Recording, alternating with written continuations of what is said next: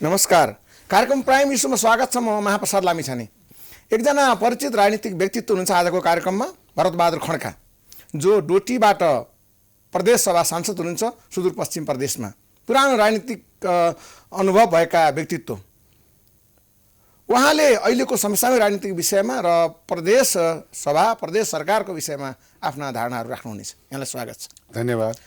तपाईँ धेरै परिचित व्यक्तित्व हो।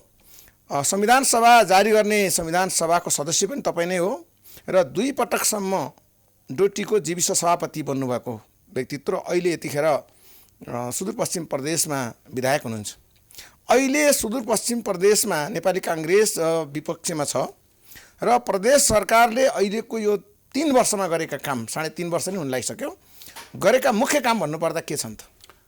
अब मलाई के लाग्छ भन्दा प्रदेश भनेको अहिलेको परिवर्तनको मुख्य कडीको रूपमा हामीले लिनुपर्छ र जहाँसम्म प्रदेशको वास्तवमा आफ्नो संरचना केही थिएन 3 वर्षसम्म, तर पनि हामीले के भनेका थियौँ भन्दा यो 5 वर्षको कार्यकालमा हामी एउटा प्रदेशको बलियो जग बिसाउँ, कुनै पनि विकासका पूर्वाधारका कुराहरू पनि प्लानेट ढङ्गबाट जाउँ, सुदूरपश्चिमको परिवेश र सन्दर्भ र त्यहाँको सम्भावनाको जगमा बसेर प्लानिङ गरौँ र नेपाली काङ्ग्रेस यो कुराका लागि सरकारसँग सहकार्य गरेर अगाडि बढ्छ। किन भन्दा सुदूरपश्चिम प्रदेश राजधानीबाट धेरै टाढा, सायद हाम्रो राजधानीसँग पहुँच थिएन र हाम्रा बुवा बाजे भन्थे राजधानीलाई, काठमाडौँलाई नेपाल, तिमी नेपाल गएर आएका हौ भन्थे र हामीले काठमाडौँ आउँदाखेरि नेपालको भूमि भएर होइन, इन्डियाको भूमि भएर दुःख र कष्ट गरेर आउनु पर्थ्यो हामी पढ्दाखेरि। र सुदूरपश्चिम कहाली लाग्दो गरिबी, बेरोजगारी र मलाई लाग्छ अशिक्षा र विकासका दृष्टिकोणले धेरै पछाडि परेको क्षेत्र हो। अब जहाँसम्म हाम्रो निर्भरता भनेको इन्डियासँग छ। अहिले पनि तपाईँ देख्नुहुन्छ हजारौँ मान्छे आवत जावत भइराखेको छ, कामको लागि उतै जाने। अब यत्रो जोखिम छ, इन्डियामा यत्रो कोभिड छ, त्यहीको वास्ता छैन, किनभने भोको पेटलाई बिरामले पनि छ्याउँदो रहेनछ। र हामीले भन्यौँ अहिलेको त्यहाँ 2/3 भन्दा बढीको सरकार छ, हामी एकदम कमजोर छौँ, किनभने 32 सिटमा हामी 4 जना मात्र जितेका छौँ र 53 जना सांसदहरू छन् सुदूरपश्चिममा। र हामीले यसलाई प्लानेट ढङ्गबाट लैजाउँ र एउटा जग बलियो बनाऊ, प्रदेश सरकारको आवश्यकताको महसुस गरौँ। पक्ष र प्रतिपक्ष भनेको प्राविधिक कुरा हो। यो भनेको के हो भन्दाखेरि रचनात्मक काम गरेको खण्डमा त्यसलाई सहयोग गर्नुपर्छ, विरोधको लागि विरोध गर्नुहुन्न। हामी एउटा कल्चर्ड पोलिटिक्सको आधारमा अगाडि बढौँ, संसदीय व्यवस्थाले हामीलाई यही सिकाएको छ भनेर भन्दा अब कम्युनिस्टको सरकार छ त्यहाँ पनि, अब अहिले एमाले माओवादी बनेका छन्, उनीहरूको दम्बले गर्दाखेरि कुनै सिस्टमेटिक तरिकाले सुदूरपश्चिम प्रदेशको सरकार अगाडि बढेन र सुदूरपश्चिम प्रदेशको सरकारको क्रियाकलापबाट प्रदेश नै चाहिन्न कि भन्ने खालको आवाजहरू उठिराखेका छन्। यहाँनिर मैले यहाँलाई एउटा प्रश्न राखिहालेँ। राष्ट्रिय जनमोर्चा पार्टीका नेताले चित्रबहादुर केसी, जो चाहिँ पटक पटक मन्त्री उप प्रधानमन्त्री समेत हुनुभयो, माथिल्लो ओहदाकै व्यक्तित्व हुनुहुन्छ, देशको परिचित व्यक्तित्व हुनुहुन्छ, उहाँले यो प्रदेश काम छैन, यो खर्च मात्रै बढाउँछ, संविधानमा यो व्यवस्था नै हटाउनुपर्छ भनेर लागिरहँदा र तपाईँले भनेको ठ्याक्कै मिल्यो नि त? होइन, म सम्माननीय चित्रबहादुर केसीलाई सम्मान पनि गर्छु, उहाँसँग पनि मैले साथ गरेको छु। असहमति छ तपाईँ? होइन, मेरो चाहिने उहाँसँग साथ पनि छ, म उहाँलाई सम्मान पनि गर्छु, त्यो उहाँको आफ्नो दृष्टिकोण हो। मेरो सहमति असहमति भन्दा पनि अहिलेको वर्तमान संविधान सङ्घीय प्रणाली भनेको त्यति सजिलोसँग आएको होइन। तपाईँ हामीले चाहँदा यो भएको चिज होइन।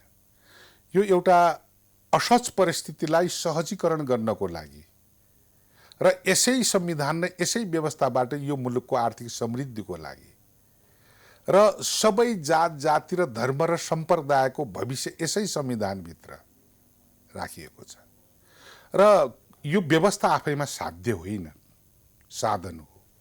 तर हामीले जो राज्य सञ्चालन गर्ने जो व्यक्तिहरू छौँ र यो सङ्घीय लोकतान्त्रिक गणतन्त्रलाई त्यो अनुरूप हामीले व्यवस्थापन गर्न नसकेका कारणले प्रश्न उठ्यो। हजुर, तर यो 3 तहमा यो दोस्रो तह प्रदेश तह जरुरी छ, यो संविधानमा व्यवस्था भएको, यसलाई अहिले हटाउने होइन कि काममा परिवर्तन गर्ने मात्रै कुरा होइन। अब एउटा कुरो लामिछानेजी, हामीले आग्रह पूर्वाग्रहका आधारमा आवेशमा आएर यो सिस्टम ठिक छैन, बेठिक छ, ठिक छ, यसलाई हटाउनुपर्छ, यो संविधान नै भएन भन्न थाल्यो भने भोलि मुलुक कतातिर जान्छ त्यो संवेदनशीलतालाई पहिला बुझ्नु जरुरी छ। यो पनि एउटा सम्झौताको दस्तावेज। हजुर, यो सम्झौताको दस्तावेज हो। त्यसैले हामीले के बुझ्नु पर्यो भने जुन उद्देश्यका लागि यो सङ्घीय लोकतान्त्रिक गणतन्त्र आएको हो त्यो अनुरूप हामीले व्यवस्थापन र राज्य सञ्चालन गर्न असफल भएका छौँ, त्यसको बारेमा क्वेसन उठेको हो।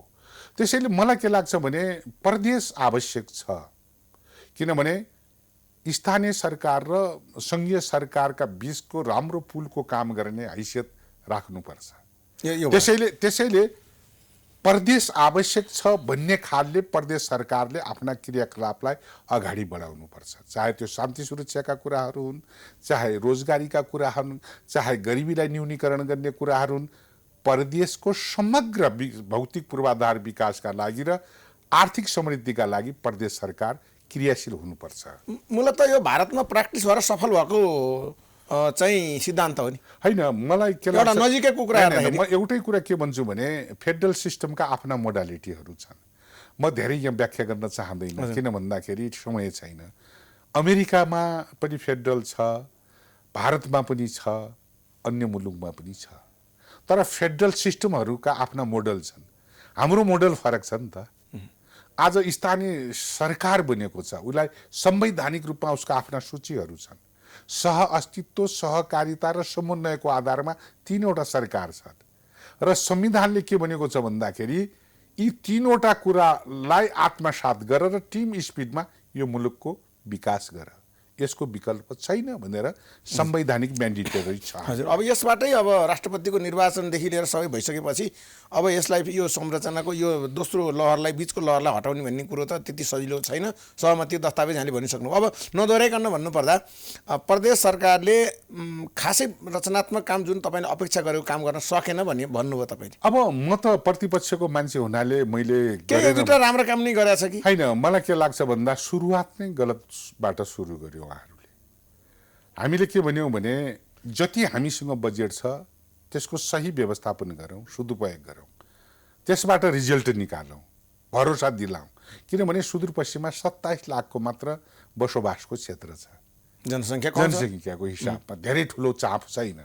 तर यसलाई 7वटा पहाडी जिल्ला छन्, 2टा चाहिने तराईका छन्। बडा सुन्दर कैलाली र कञ्चनपुर छ र हामीले कैलाली कञ्चनपुरलाई कृषि क्षेत्रको आधुनिकीकरण र व्यावसायीकरण, औद्योगिकीकरण गरेर त्यो क्षेत्रलाई अगाडि बढाउँ। 7वटा पहाडी जिल्लालाई त्यहाँको सम्भावना र परिवेश के हो, जलस्रोत प्रशस्त छ, जडीबुटी छ, अन्य कुराहरू पनि छन्, त्यसलाई त्यही ढङ्गले हामी चाहिँ विकास गरौँ। र मलाई लाग्छ सुदूरपश्चिमको चाहिने 27 लाख जनतालाई हामी 8-10 वर्षमा धेरै माथि उठाउन सक्छौँ र यो 5 वर्षमा हामी एउटा यस्तो जग बिसाउँ, बलियो जग बिसाउँ, सिस्टम र विधि प्रणालीबाट अगाडि बढाउँ भन्दाखेरि कम्युनिस्टको अहिलेको सरकारले यति बेमानी साथ काम गर्यो। योजना बेच्ने, योजनामा भ्रष्टाचार गर्ने, कमिसन खाने, आफ्नै साथीलाई पनि योजना बेच्ने। मलाई यो टिभीबाट भन्न पनि घृणा लाग्छ। अत्यन्त घृणित रूपमा प्रस्तुत भएका छन्, करप्सन तलसम्म बढाएका छन् र उनीहरूले कम्युनिस्टको सरकार पनि गुटको सरकार बन्न सफल भएका छन्, तर जनताको सरकार बन्न सकेन। आपसी खिचातानी त्यत्तिकै छ।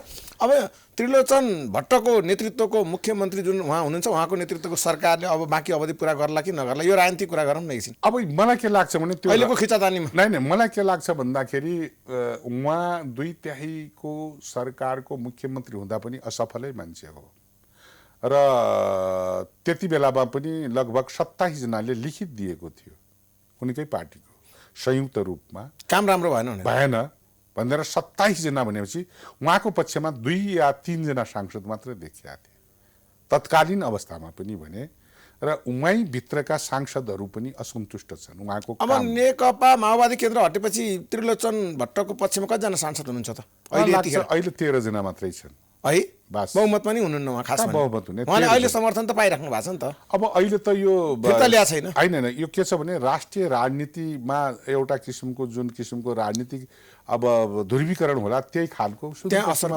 पर्ला। 13 जना मात्रै उहाँको 13 जना। नेपाली कांग्रेसको 4 जना जित्या भन्नुभयो, अहिले 12 जना 4 जना प्रत्यक्षमा, 4 प्रत्यक्ष, 8 समानुपातिक 12, 25 जना एमालेको छ, 2 जना जसपाको छ। हजुर, यसो गर्दाखेरि अहिले जे भयो नि, अब नेकपा माओवादी केन्द्र हट्ने बित्तिकै अल्पमतमा उहाँ परिहाल्नुहुन्छ। उहाँ त 100% अल्पमत। त्यो गणित क्लियर हो, त्यो क्लियर गणित छ। हजुर, उहाँको अब चान्स छैन। हजुर, अब सबै जुट्दाखेरि उहाँलाई हटाउन सकिने माओवादी केन्द्र जसपा र नेपाली कांग्रेस मिल्यो भने अर्को सरकार गठन हुने सम्भावना त भइगयो। त्यो पनि छ, त्यो पनि सम्भावना छ है। अब त्यो भयो गणितको कुरा, एकछिन यही छोडिदिउँ। सुदूरपश्चिम प्रदेश, तपाईँ पुरानो राजनीतिज्ञ भएको नाताले म सोध्दैछु, सम्भावनाको हिसाबले अहिले तपाईँले भन्नुभयो 27 लाख जनसङ्ख्या, जिल्ला पनि थोरै होइन, 9वटा जिल्ला म्यानेजेबल छ, सानो छ, यसलाई गर्न सकिन्छ। त्यहाँ मुख्य स्रोत तपाईँ के देख्नुहुन्छ विकासको लागि? मुख्य 1 2 3। एउटा त जलस्रोत प्रशस्त छ हामीसँग। हजुर, जलस्रोतको हामीले विकास गर्ने हो भने त्यही रोयल्टीले हाम्रो प्रदेश चल्छ। हाम्रो गरिबी, हाम्रो बेरोजगारीको पनि हल त्यसैले गर्छ। तपाईँलाई थाहा छ अब जलस्रोतको धनी हो नि त अब सुदूरपश्चिम। त्यहाँ अब तपाईँ प्रदेशकै कुरो गर्नुपर्दा महाकाली त सिमानाको नदी भयो होइन, त्यो त सिमाना छ, त्यो त भारतसँग मिलेर मात्रै केही गर्न सकिएला। अब तपाईँसँग सेती नदी हो, सेती परियोजनादेखि लिएर अन्य धेरै छन् नि, साना होइन, सेती परियोजना जस्ता धेरै छन्। जस्तो अब बुढी गण्डकी छ होइन हामीसँग, यताको बुढी गण्डकी, त्यहाँ पनि अर्को बुढी गण्डकी, हाम्रो पनि त त्यहाँको बुढी गण्डकी छ नि, अर्को छ नि, हामीसँग पनि छ नि। गोर्खा र बाजुराबाट अछाम बग्दै जाने हामीसँग पनि एउटा बुढी गङ्गा भन्छ कि बुढी गण्डकी? बुढी गङ्गा नै भन्छ त्यसलाई होइन। त्यसैले गर्दाखेरि हामीसँग पनि खप्तर क्षेत्र त्यही छ, कर्णालीको त्यत्रो पानी छ, कर्णालीमा त्यत्रो खप्तर त्यही हो नि तपाईँको, खप्तर पनि त्यही छ, डोटीमै छ, डोटी बाजुरा त्यो अछाम र बझाङको सङ्गम खप्तर बीचमा छ। सांस्कृतिक महत्त्वको पनि ठाउँ हो। सांस्कृतिक महत्त्वका ठाउँहरू प्रशस्त छन् हामीसँग, छन् जलस्रोत छ, जडीबुटी छ। मैले भने नि 2टा जिल्लाले पनि 9 जिल्लालाई पाल्न सक्ने हैसियत कृषि क्षेत्रको छ। पहाडमा पनि उर्वरा जग्गा छ नि, बैतडी लगायत जिल्लामा देखाएको छु मैले। त्यहाँ पनि कृषि क्षेत्रको राम्रो प्रबन्ध गर्ने हो भनेपछि नि पहाडले पनि पहाडलाई पाल्न सक्ने सम्भावना छ।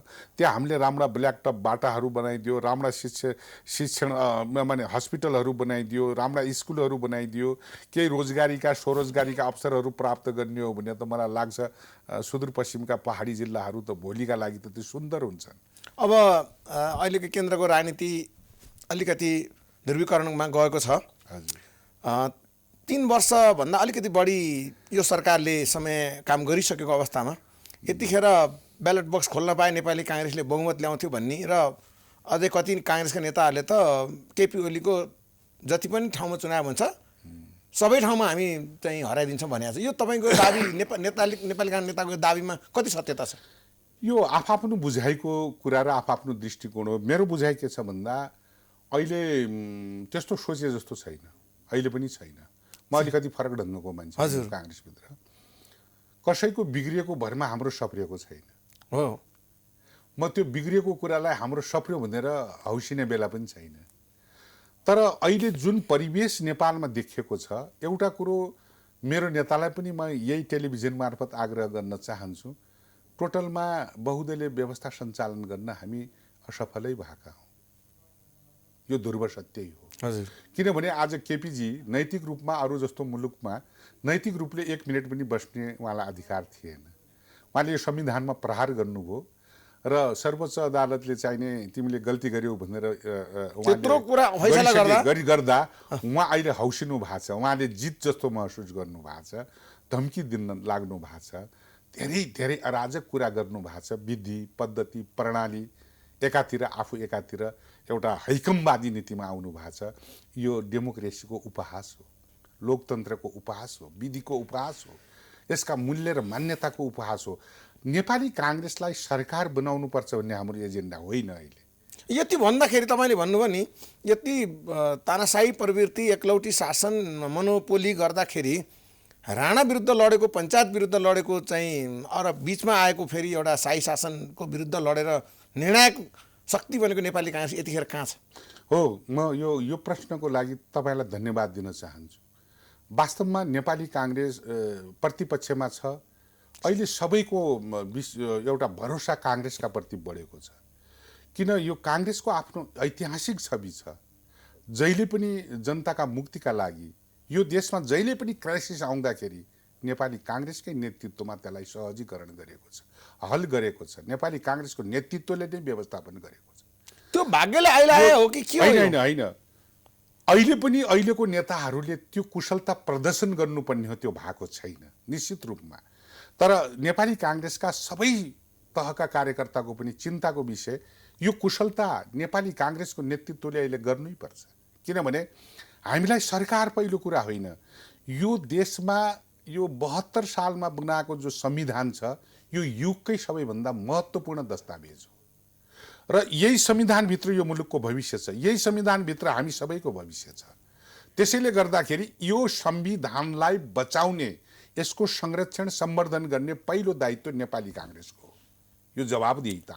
त्यसैले म भन्न खोजिया के हो भन्दाखेरि यसको संविधानको मूल्य मर्म र भावना अनुसार यो मुलुक अगाडि बढ्या छ कि छैन, यो बारेमा नेपाली काङ्ग्रेसले दरो रूपमा उभिनुपर्छ। अब तपाईँको त्यसैले गर्दाखेरि अहिले सबैको चाहना के हो भने नेपाली काङ्ग्रेसको नेतृत्वको भूमिका दरिलो हुनुपर्छ, चाहे त्यो सदनमा होस् चाहे त्यो बाहिर होस्।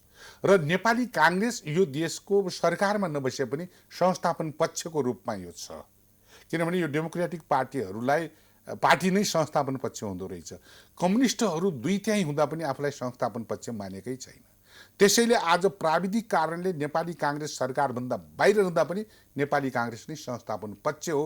यो कुराको संवेदनशीलता मेरा आदरणीय नेताहरूले यो संवेदनशीलतालाई आत्मसात गरेर नेपाली काङ्ग्रेसभित्र गुट उपगुट, मेरो मान्छे तेरो मान्छे र पदीय र पैसाको स्वार्थभन्दा नेसनल इन्ट्रेस्टलाई ध्यानमा राखेर, जनतालाई केन्द्रभागमा राखेर यो मुलुकमा एउटा विधि र पद्धतिको शासनका लागि काङ्ग्रेसको नेतृत्वले अगाडि बढ्नुपर्छ भन्ने हामी सबैको भन्ने सदाशय त तपाईँको भयो।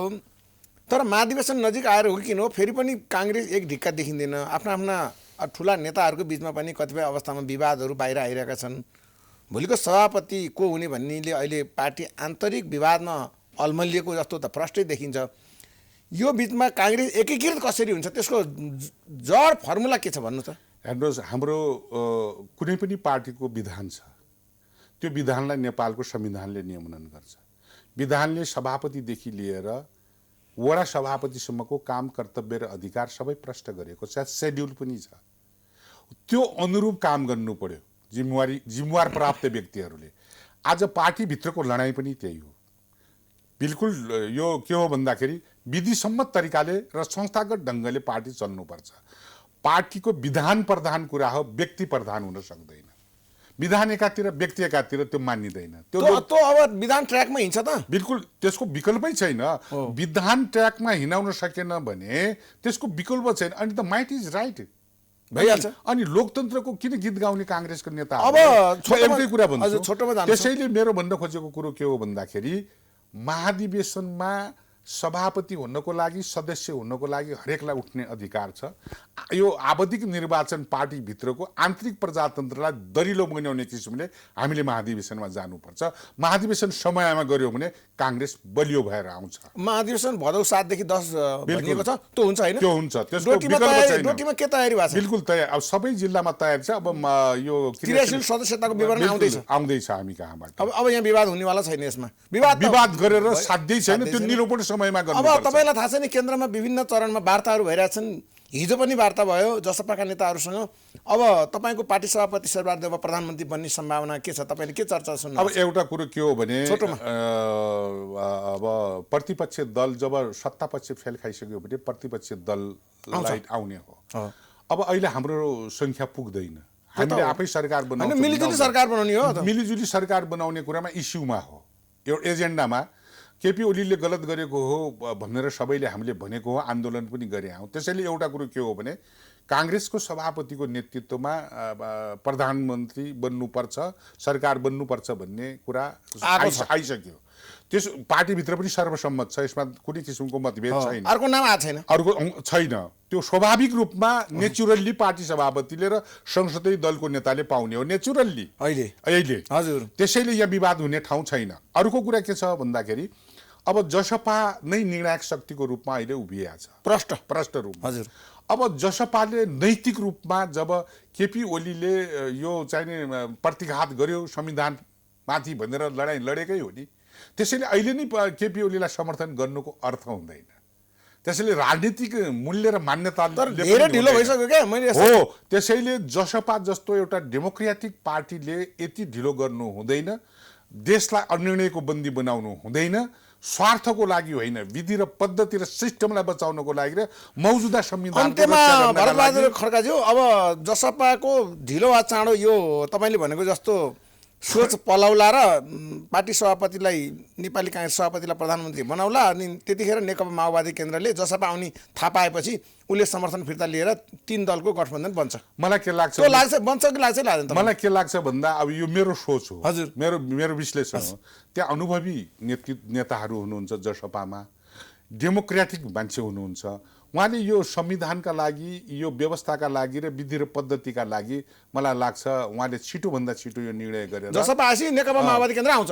जसपा आउने बित्तिकै नेकपा माओवादी केन्द्रले अविश्वासको सुदूरपश्चिमको सरकार पनि फेरिन्छ, सबै ठाउँ फेरिन्छ। चुनाव नेपाली काङ्ग्रेसले गराउँछ। बिल्कुल नेपाली काङ्ग्रेसले चाहिने भएन भने काङ्ग्रेसले जसपालाई सपोर्ट गरेर भए पनि जसपाको प्रधानमन्त्री बन्ने सम्भावना देखियो। अब त्यो त सम्भावनाको कुरा के हुन्छ भोलि पार्टी बीच कुरा हुँदाखेरि कुन निष्कर्षमा पुगिन्छ। तर जसपाले अब ढिलो गर्नु हुँदैन, निकास दिलाउनु पर्छ। निकास दिलाउन लागि जसपाले निर्णायक भूमिका खेल्नुपर्छ र मलाई लाग्छ त्यहाँ डेमोक्रेटिक चाहिने व्यक्तित्वहरू छन्, सही निर्णय लिन्छन् भन्ने मलाई विश्वास छ। आइदिनु भयो सुदूरपश्चिमदेखि लिएर केन्द्रको राजनीतिसम्म आफ्ना धारणा राखिदिनु भयो। तपाईँ पुरानो राजनीतिज्ञ भरतबहादुर खड्काजीलाई धेरै धेरै धन्यवाद छ। नयाँ वर्षको शुभकामना पनि। मेरो पनि तपाईँ लगायत तपाईँको सबै टिमलाई हार्दिक शुभकामना छ। मलाई पनि तपाईँको एउटा पपुलर प्राइम न्युजमा मेरा पनि केही 2-4वटा कुरा राख्ने अवसर दिनुभएकोमा प्राइम इस्यु कार्यक्रममा तपाईँ लगायत सबै टिमलाई हार्दिक धन्यवाद दिन चाहन्छु र नयाँ वर्षको शुभकामनाका साथै म सम्पूर्ण देशवासीलाई पनि हार्दिक मङ्गलमय शुभकामना व्यक्त गर्न चाहन्छु। धन्यवाद। जय नेपाल। हजुर। हामीले डोटीका एकजना पुराना राजनीतिक व्यक्तित्व, अहिले प्रदेश सभा सांसद नेपाली काङ्ग्रेसका नेता भरतबहादुर खड्काका विचार प्रस्तुत गऱ्यौँ, जो अहिले प्रदेश सभा सुदूरपश्चिमको निर्वाचित सांसद हुनुहुन्छ नेपाली काङ्ग्रेसको। उहाँको भनाइको यो सारांश रह्यो कि अब ढिलो वा चाँडो नेपाली काङ्ग्रेसको नेतृत्वमा सरकार गठन हुन्छ, त्यसले चुनाव गराउँछ। अहिलेलाई प्राइम इस्यु यही सकेको छ। हामी एकैछिनपछि आउँदैछौँ। नेपाल पत्रकार महासङ्घको नवनिर्वाचित अध्यक्ष विपुल पोखरेलका विचार लिएर एकैछिन प्रतीक्षा गर्नुहोला प्राइम इस्युको अर्को खण्डमा।